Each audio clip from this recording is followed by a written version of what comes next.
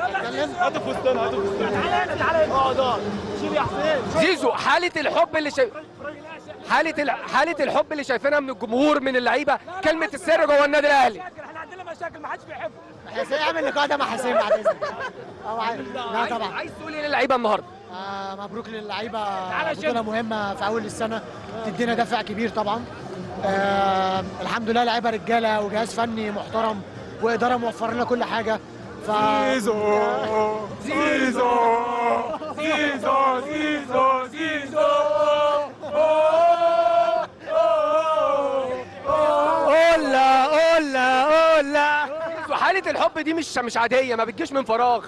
معدن لعيبة النادي الأهلي سهلوا أمور كتير جدا عليك في بدايتك مع النادي الأهلي. طبعا اللعيبه دول اخواتي قبل ما يكونوا صحابي في الفرقه يعني، فبقول لهم مبروك، مجهود كبير وتستحقوا كل حاجه. مبروك للجمهور طبعا، بطوله يستحقوها برضو عشان اللعيبه دي رجاله. زيزو، انت واحد من اللعيبه اللي اتهتف له في المدرج من قبل ما يلبس تيشيرت النادي الاهلي، اكيد بالنسبه لك دي اعتقد مكافاه كبيره من جمهور النادي الاهلي.